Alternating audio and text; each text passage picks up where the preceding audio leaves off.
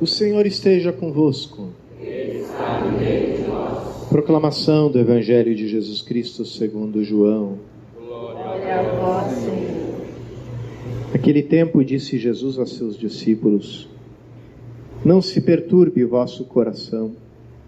Tendes fé em Deus, tende fé em mim também. Na casa de meu Pai há muitas moradas. Se assim não fosse, eu vos teria dito: Vou preparar um lugar para vós. E quando eu tiver ido preparar-vos um lugar, voltarei e vos levarei comigo, a fim de que, onde eu estiver, estejais também vós. E para onde eu vou, vós conheceis o caminho. Tomé disse a Jesus: Senhor, nós não sabemos para onde vais. Como podemos conhecer o caminho? Jesus respondeu: Eu sou o caminho, a verdade e a vida. Ninguém vai ao Pai senão por mim. Se vós me conhecesseis, conheceríeis também o meu Pai. E desde agora o conheceis e o vistes. Disse Filipe: Senhor, mostra-nos o Pai, isso nos basta. Jesus respondeu: Há tanto tempo estou convosco e não me conheces, Filipe. Quem me viu, viu o Pai. Como é que tu dizes, mostra-nos o Pai? Não acreditas que eu estou no Pai e o Pai está em mim? As palavras que eu vos digo, não as digo por mim mesmo, mas é o Pai que, permanecendo em mim, realiza as suas obras. Acreditai-me, eu estou no Pai e o Pai está em mim. Acreditai ao menos por causa destas mesmas obras. Em verdade vos digo, quem acredita em mim fará as obras que eu faço, e fará ainda maiores do que estas, pois eu vou para o Pai. Palavra da salvação. Glória a vós, Senhor. Irmãos, irmãs, a palavra de Deus hoje nos fala sobre a fé que nos faz permanecermos em Cristo e darmos muito fruto nele. A gente estava escutando na segunda leitura a primeira carta de São Pedro. Ele talvez relacionado com o nome que Cristo deu para ele, né, de pedra, Kefa, né, que quando traduz para o grego vai para o masculino, Petros. Ele começa a falar que Cristo é a pedra angular e nós somos as pedras do edifício do templo de Deus. As pedras têm e compartilham com a pedra angular a sua própria natureza, né? Natureza de pedra. E elas formam aquilo que São Pedro resgata lá do Antigo Testamento e diz um sacerdócio santo, a raça escolhida, o sacerdócio do reino, a nação santa. Então todos esses títulos que eram prometidos aos filhos de Israel, agora em Cristo, eles são dados para toda a humanidade. A gente viu como na primeira leitura a necessidade da Eucaristia, porque ali não se tratava simplesmente de dar alimento, né? Na época dos apóstolos, tinha em Jerusalém um só encarregado para distribuir o pão para os famintos de toda Jerusalém. Então aquela pequena comunidade cristã que existia ali não precisava de 7 homens para distribuir o pão comum, e menos ainda precisava de 7 homens que falassem grego, porque por que você precisa falar a língua do outro para dar um alimento para ele, né? Você não precisa conhecer a língua do outro. Se ele está com fome e você estende um pão, essa é a linguagem que todo mundo conhece, tá?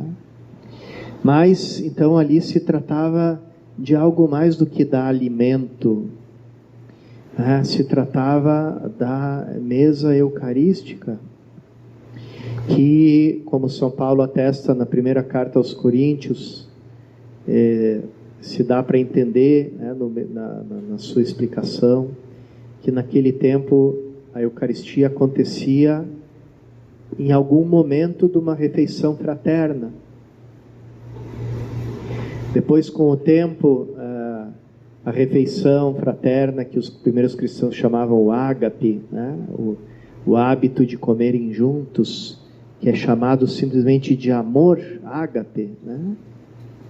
Ele foi se distanciando da Eucaristia, a Eucaristia se tornou uma coisa e a ceia fraterna se tornou outra. Mas no início, o sacramento era dado no meio de uma ceia, no meio de uma refeição. E é justamente ali que acontecia a pregação da palavra de Deus, por isso eles precisavam de gente que falasse grego. E Lucas vai, em todos os Atos dos Apóstolos, Lucas vai contando como o Espírito Santo foi levando os apóstolos a sair, pouco a pouco, daquele ambiente exclusivista do judaísmo, irem se abrindo aos diferentes povos. E aqui é um pequeno detalhe que pode passar desapercebido por nós, mas para Lucas, porque ele mesmo era vindo do paganismo, Lucas não era judeu, é um detalhe muito importante. Entre esses 7 homens escolhidos, tinha um tal de Nicolau de Antioquia, que era um grego, ou seja, um pagão, que seguia a religião dos judeus, ou seja, ele não era um judeu de raça, ele era alguém vindo do paganismo e que seguia o judaísmo como religião, aquilo que no Novo Testamento se chama os prosélitos, né? O prosélito é isso, é aquele que não é judeu de raça, mas segue o judaísmo. Então, ele também é escolhido para esse serviço das mesas, né? O serviço da mesa, que junto com ele vem o serviço da Eucaristia. Então, a igreja, o Espírito Santo vai abrindo a igreja a toda a humanidade, a todos os povos, e a única coisa que se requer, né, não passa nem pela cultura, nem pela raça, nem pela personalidade, nem por nenhuma outra característica, passa apenas pela fé. Quem tem fé, quem crê, começa a reconhecer que Cristo é o caminho, a verdade e a vida. Quem crê começa a reconhecer no rosto visível de Cristo o rosto misterioso, invisível do Pai, porque tudo aquilo que o Filho realiza vem do Pai, tem a sua origem no Pai. E essa mesma união entre Cristo e o Pai, que ele diz, o Pai está em mim e eu estou no Pai. Essa mesma união, Cristo vai nos dar como um dom, como um presente, que a gente viva em Cristo, que Cristo viva em nós. É um dom que vem dele, não é uma conquista nossa, é um dom. E a gente vai se abrindo a esse dom através da nossa fé. Muitas pessoas colocam o caminho da santidade como nesses termos, né? Eu tenho que fazer muito esforço, tenho que fazer muitas orações, muitos sacrifícios, muitas renúncias, E lá no fim do caminho, quando finalmente eu, graças ao meu grande esforço, eu chegar lá, eu vou poder dizer, já não sou eu que vivo, é Cristo que vive em mim. Só que esse plano não está muito bem traçado, porque essa realidade, eu vivo em Cristo, Cristo vive em mim, ela já é uma realidade desde o dia do nosso batismo. E a gente recebeu ela sem ter feito nenhum esforço. Tanto é, se uma pessoa, seja uma criança ou um adulto, morre logo depois de receber o batismo, vai direto para o céu, sem ter feito nenhum ato de virtude depois do seu batismo. Por quê? Porque no batismo já tem tudo, já tem a vida divina em nós, o Espírito Santo que nos fez um templo dele, já está tudo ali. Está tudo ali na origem. Então, a santidade não é um ponto de chegada do cristão, é um ponto de partida. Cristo nos santificou inteiramente no nosso batismo. E toda a nossa vida cristã, e aqui inclui o esforço, porque quem pode negar que também a vida cristã é feita de esforço, é feita do renunciar a si mesmo, é feita do caminho estreito, etc. Mas para que esse esforço? Para que esse caminho estreito? Para chegar ali no nosso ponto de partida.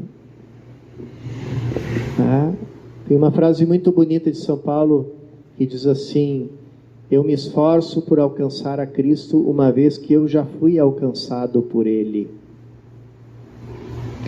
E São Paulo tem isso gravado na carne, porque ele era um inimigo da igreja. Quando Cristo alcançou ele no caminho de Damasco e disse: Saulo, Saulo, por que tu me persegues? Quem é, Senhor? Eu sou Jesus a quem tu persegues. E ele não diz: por que persegues minha igreja? Por que persegues meus discípulos? Ele diz: por que me persegues? E por quê? Porque Cristo e a sua igreja são uma coisa só. Por quê? Porque nós vivemos nele e ele vive em nós. Na linguagem de São Pedro, nós somos as pedras que formam o edifício espiritual que tem a Cristo como pedra angular. Na linguagem de São Paulo, nós formamos um corpo em Cristo, cuja cabeça é Jesus Cristo, e nós somos os membros de Cristo e, portanto, membros uns dos outros. Na linguagem de São João, ele escuta a Cristo dizer na última ceia: eu sou a videira e vós sois os ramos. Permanecei em mim para dardes muito fruto. Então, todos eles, tanto a imagem do edifício, como do corpo, como da videira, estão falando dessa existência feita de comunhão, onde eu vivo em Cristo e Ele vive em mim. E a essa existência a gente vai se abrindo e a gente vai verificando os efeitos dela, os frutos dela, na medida da nossa fé. E aqui é importante a gente olhar, por exemplo, dos santos, porque se a gente não olha para os santos, fica parecendo que isso são palavras bonitas, mas isso é apenas uma teoria, ou como muitas vezes se usa em certos textos e de uma forma um pouco distraída, né? Porque as palavras a gente tem que pensar o que elas querem dizer antes de a gente falar, né? Que falam do ideal da santidade, ou que falam da utopia do reino de Deus. Aqui os santos A igreja coloca eles diante de nós para nos provar que a santidade não é nem um ideal e nem uma utopia, mas é a vida de Cristo em nós. Os santos, queridos irmãos e irmãs, eles não são super cristãos. A gente, com a cultura que vem lá da Renascença, passa pela modernidade, chega até hoje, né? A gente é acostumado a ser colocado diante do modelo do super-homem, né? do super-herói, da pessoa que tem um talento, uma capacidade extraordinária, e portanto ela se torna o nosso ídolo, né? Então a gente transforma pessoas em ídolos, né? E com esse olhar a gente pode também, corre o risco de olhar para o santo, mas a igreja, ela não diz isso, ela não diz que os santos são super cristãos. Ela diz que os santos são os cristãos na medida, né? Tanto é que a lista dos santos se chama cânon, e quando uma pessoa é declarada santa pela igreja, se diz que ele é canonizado, né? Porque vai para o cânon. O que quer dizer essa palavra cânon? É a palavra grega que tem a mesma origem das nossas palavras cano, cana, caniço. Realmente era um pedaço de caniço que era usado como régua na antiguidade. Então os santos que fazem parte da lista dos santos, eles fazem parte de uma régua que diz assim: ó, aqui cristão, esse é o teu tamanho, essa é a tua estatura, né? Se a tua estatura não é essa, então você está abaixo da média, porque ser santo é simplesmente ser o cristão na média, né? E padre, estamos lascados então, a gente está muito abaixo da média. Pois é, né? Pois é. Isso porque nos falta fé, porque a mesma água batismal que nos batizou também São Francisco de Assis. A mesma Eucaristia que nós recebemos foi recebida por Santa Teresinha, né? Os mesmos sacramentos foram recebidos pelos santos. Mesmo a Bíblia que nós lemos, que nós escutamos, foi escutada por Santo Agostinho. Então qual é a diferença? Ali a diferença é a fé. Essa é a diferença. Porque se a gente crê verdadeiramente, Cristo vive em mim, eu vivo nele, ali o Espírito Santo começa a fazer uma obra na nossa vida. E a gente, impulsionado pelo Espírito Santo, ou seja, por esse amor entre o Pai e o Filho, a gente começa a manifestar esse Cristo que vive em nós no mundo, e a gente se torna, no meio da humanidade, no meio do mundo, justamente essa nação santa, esse povo sacerdotal, prometido por Deus aos seus fiéis desde o Antigo Testamento.